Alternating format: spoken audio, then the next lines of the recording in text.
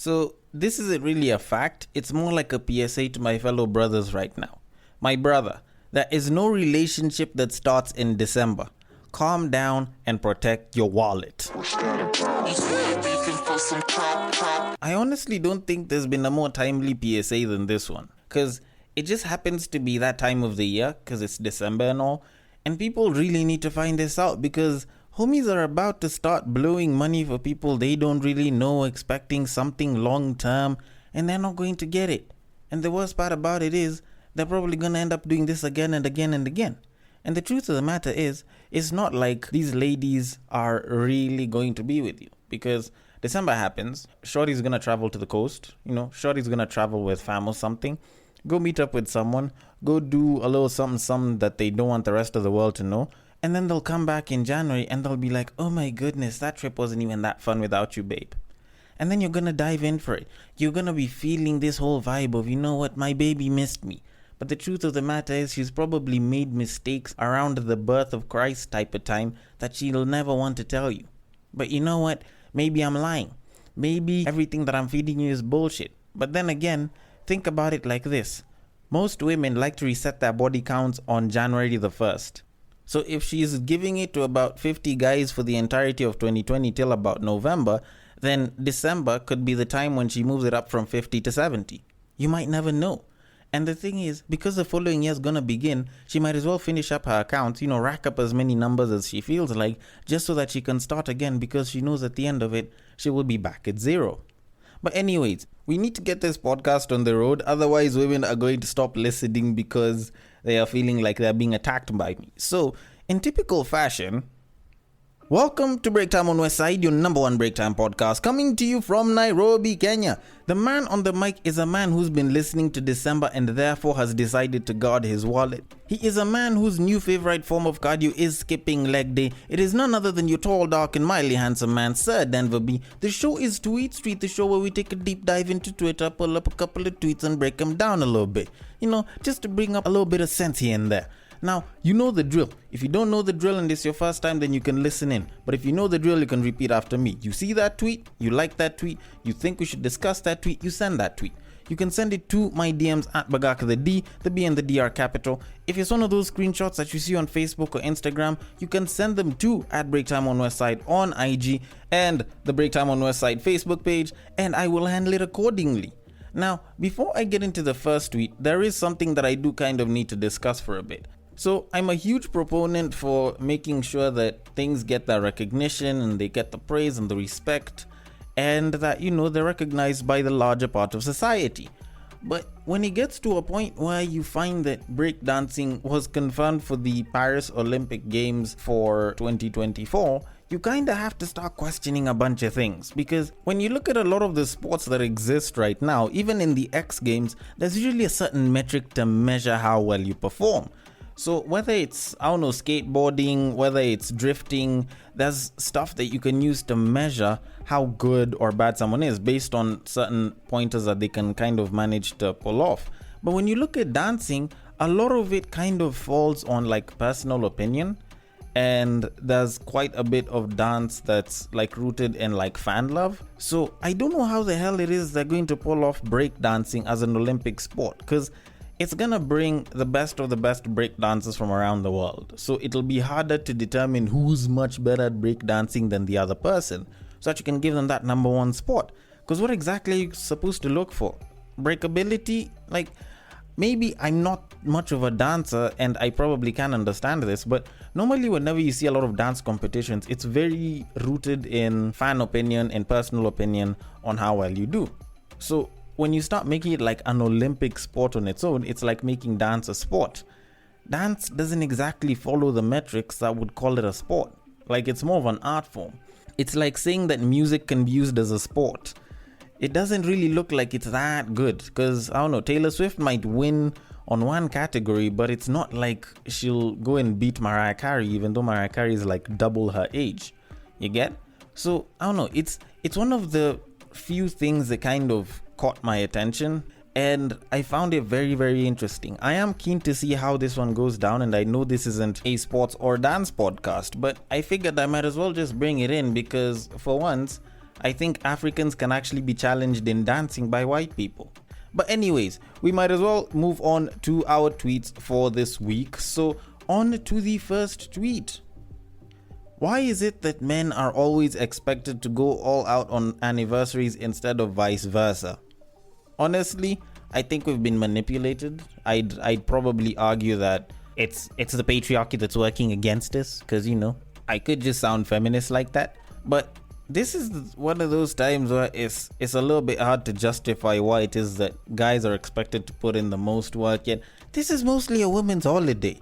Like, whenever you're talking about anniversaries, whenever the relationship is having an anniversary, it's usually the guy that's expected to put a lot of the work, but it means more for the shorty. Like, it doesn't even make sense. And at this point, I will bring in my American speaking voice to kind of step in and kind of quell the matter. Hey, you so young kings, I just want y'all to know that if shorty wants you to do something for your anniversary, then I don't see why it is that you need to do any of that, man. Like, y'all should be doing the most to improve yourselves. And if shorty wants something to happen during that anniversary that she really been like putting in that pressure on you for like the vacation, hell, like, make that shit a staycation and just stay in the house, and you just tell them that you appreciate them.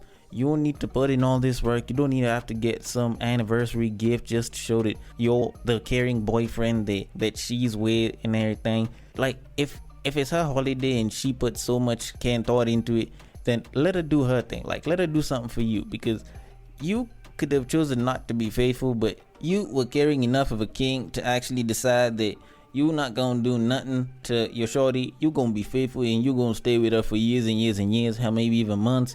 And her celebrating that anniversary should be towards you. So she should be sponsoring that vacation. She should be taking you on trips, because clearly you had a chance to not be faithful because you got more tempted the minute you got into that relationship, And to kind of just round things out in, the normal style that I usually speak in, there's nothing wrong with celebrating an anniversary.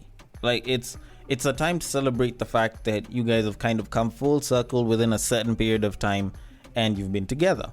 But considering that this is something that the ladies like to take into consideration a lot more than the guys, they also need to start putting in the work, because guys usually put a lot of effort into anniversaries. Like, I've seen guys go ahead and even buy cars just to celebrate an anniversary. And yes, by all means, if you want to celebrate your anniversary, celebrate it. But I think ladies need to start putting in a little bit more effort. As some of my female friends like to say, I want my man to spoil me and I can spoil him as well. Do it like that. Do it 50-50. Don't expect this guy to contribute all the effort and resources into your anniversary, and yet it's more of your day than his. Also put some work into it. Like, try and surprise each other and make it good. Like, don't make it a competition, but just try and be sweet with each other and celebrate the fact that the both of y'all have been together for this entire time. Because my young kings would have probably cheated, but they didn't. And that deserves to be appreciated, just the same way you being a supportive girlfriend, which hopefully I think you should have been, or you are, that also needs to be supported as well. So yes, please, split that support and effort 50-50. Don't let one person do 100% of it and do nothing. And this applies to both genders. But anyways, on to the next tweet. The way people are going vegetarian and vegan by 2050, people will be doing 69 to remind themselves how goat meat tastes. Actually, I kind of disagree with this. Yes, it does look like people are all going vegetarian and vegan and gluten-free, and they're trying all sorts of special diets, and they're trying to connect with their spiritual versions of themselves, and that's all fine and dandy. That's perfectly good. There's nothing wrong with it. It's actually a really good thing for those that, seek to benefit from it and actually do get to benefit from it. But I do have to question the fact that you claim that, we'd have to do 69 to know what goat meat tastes like. Because I don't know if you've ever noticed, but I don't think human meat and goat meat taste alike. Like, if that's what your goat meat tastes like, then you probably haven't been making goat meat right, or you prefer to have your goat meat rare. That's just what I think, because at what point does goat meat and human meat, even though it's eaten per se and all, ever really taste the same? Hell, maybe the dick might be salty and you like your goat meat over salted. Maybe that's one way that you can say that they taste similar. But at that point, you just say that it tastes salty, and there's a ton of things that taste salty. Salt is technically vegan, so you can also figure out how your goat meat tastes when you taste that salt. But that being said, I'm not going to say that this is actually going to happen. It's very, very unlikely that such a thing would happen. Because yes, maybe according to some vegans, eating meat is bad for the environment and all, and it's not going to help the polar bears. Which by all means, we can eat them as well if they're not being helped. And yes, I'm just joking. But you kind of think about it, how will people have meetups and, have barbecues? Because having a vegan barbecue doesn't exactly feel like a barbecue. It feels like you're roasting maize, just not on the side of the road. You feel? Because at what point do you think that people are going to decide, you know what, I'm going to switch out my barbecue and start roasting celery for the rest of us vegans to eat? Yes, I get it. Maybe the cows are going to have more milk than the others, but people still require the likes of milk, the likes of eggs and all. So going vegetarian is hard, and going vegan is even harder. And then you actually kind of think about it the same way that I probably would, and you come to the conclusion that not unless if you're celibate, you can never really state that you're vegetarian or vegan. Because especially for my ladies out there, y'all clearly will still take that meat. Just saying. And even though you claim that you're vegetarian and you probably won't do it, if you want a kid, you'll probably have to receive some of that milk. Just saying. So not unless if you guys start coming up with vegan condoms so that you can have some vegan sex, and then you can claim that y'all have been having vegan love-making experiences, I honestly do not think that people are ever really going to be fully vegetarian or vegan even by 2100. Yes, maybe the meat might be a lot less, but then again, you think about it, as long as people will enjoy barbecues, we are not going to go vegan or vegetarian. So for those of y'all that are afraid of such a thing happening, don't worry, the world has got you, and there's a bunch of people all around the world that are really into eating meat that will not let such a thing happen. Even though there is a drought, those people will behave like lions and only eat meat. But anyways, we should move it on to our next tweet. So on to the next tweet. Guys, would you be okay with letting your significant other spend a lot of time with his or her ex as a friend? Well, of course not. I don't think there's actually a situation where this would become valid, because yes, I get it. There's exes that are really, really good as friends that may have been okay or weren't that great as, say, boyfriend and girlfriend. And that's all fine and dandy. But the minute your significant other is spending a lot of time with the ex, you have to start thinking if that excess time is turning into excess sex. Because whether we want to admit it or we don't, there's this thing with exes whereby y'all can go and you can relate very well, and then you stop and then you actually start to think about it and you're like, what if we actually got back together? What if we stayed for the long haul? What if we lasted longer? Would things have been better? And then there's usually those questions. And the worst part about it is, if you're good with your ex and y'all are like good friends and y'all are chilling and talking together and you're relating very well, it might start to feel like it's translating to, we'd probably be better if we got back together. And at that point, that becomes a bit of an issue, because at that point, if Shorty is busy second guessing, if my girlfriend is busy second guessing the idea of her leaving the ex, then it might make her also start second guessing, being with me over being with the ex. And I'm not ready for that kind of competition, because it's kind of like a new school versus old school battle. Because you'll find that a lot of times the old school will always win. So it'll always feel like a throwback. Because at what point have you ever seen someone who listens to throwback busy saying, you know what, screw the throwback songs, I want to go listen to the new shit? I have never heard someone who loves R&B busy thinking, you know what, screw Usher, screw Chris Brown from back in the day, screw Mario, screw Boyz II Men, I want to go listen to some Bryson Tiller. I'm not saying that Bryson Tiller is a crappy artist or anything, but there's something about appreciating some of the older vibes. And that's the thing with exes. You start remembering the old shit and how stuff used to be back in the day. And if it was good, then they're suddenly a threat now, because it's like they know everything about the other person, especially if they stayed on for too long. And that makes me a little bit jealous to some extent. And I don't want to feel jealous. I like being happy that my partner is doing something that she's happy about. and isn't being hindered by my insecurity, and I'm not ready for such a thing. So, on that illustrious cause, no, I do not want my partner to spend time with her ex. By all means, if you're okay with your partner spending time with her ex, then, well, remember, the book of future is probably somewhere close to you, and there's a verse on this. So anyways, I probably should move it on to the final tweet of today. Now, this tweet was more of a reply to a tweet which had come in, which was 3 seconds into a kiss, and you've already started grabbing her boobies. Niggas stay nigging.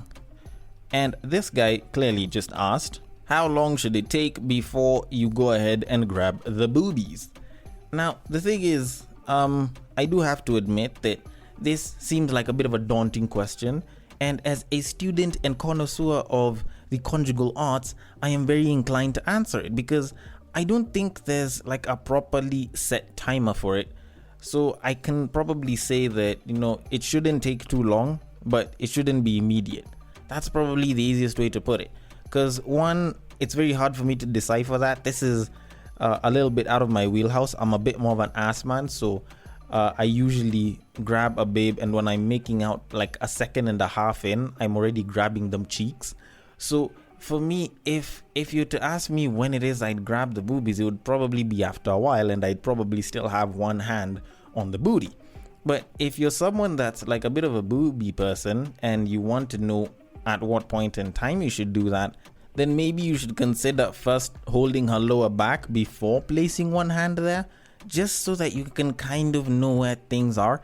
And by all means, that should be probably on like the 5th second. I obviously can't really say for sure because I'm not as well experienced in the desire of boobies. Because personally for me, when I'm going for the boobies, I'm usually doing it with my mouth, and that's not even seconds in. I'm probably really enjoying the makeout, and I'm kind of just moving it down with my mouth, and I'll get there eventually, probably 10 plus seconds in. So it's not really my place to start saying that, you know what, you should probably be doing it at this time and at this time. Plus, there's some people that you really want to make out with for a long time because they have really, really nice lips, and you don't really even care that much about the rest of their body. Like, those people who have like the really nice either dick sucking or just super soft, nice reddish lips that are like super attractive. You might not even think about grabbing the rest of their body. You're just trying to savor them lips because they're really, really good. So for some of them, you might even take like a minute or two before you decide, you know what, I'm grabbing the rest of her body. How about I go for the parts that I actually like, which could be tits or ass? It might take a bit of a while with such a person. And that's why I'll probably say, you know what, don't take too long, because there's definitely people that aren't into foreplay. So you probably want to kind of just go into it, like let it have a flow, don't time it and everything, but just kind of go into it. If the other person seems to be moving through things quickly, then you can also move through things fairly quickly. And if y'all are used to each other, it's one of those things that you can kind of do like even immediately, because you know that the other person's down for it. And if you're not used to each other, you kind of have to ease into it, make sure the other person feels well, because you don't know if they're one of those people that don't do foreplay and they just want you to stick it in as fast as possible, or if they love foreplay. So it's pretty easy to kind of forget those details, but remembering them makes you a little bit better. And actually, now that I've just confirmed, it doesn't really have a time limit. It's all about how good the two of you are. If you're used to each other, if you're not used to each other, it should kind of dictate it. But ideally, just easing into it and not just diving for it like that's all you're there for is usually where it's at for a lot of these people. But anyways, I want to know your thoughts on this. Are you the type of person to dive into it, or are you the type of person to kind of try and ease into it after a bit of a while? Are you a type of lady that wants someone to skip the foreplay, or do you think that foreplay is a priority? The DMs are open on Instagram. The handle to send your comments, thoughts and feedback to is at Breaktime on Westside. And on Facebook, you can also send it to the Breaktime on Westside Facebook page. And on Twitter, if you want to slide into my personal DMs, it is at Bagaka the D. Thank you so much for listening all the way till the end. If you're using Castbox, feel free to drop your comments there and I will attend to it accordingly. And I will catch you guys on the next break. Take care.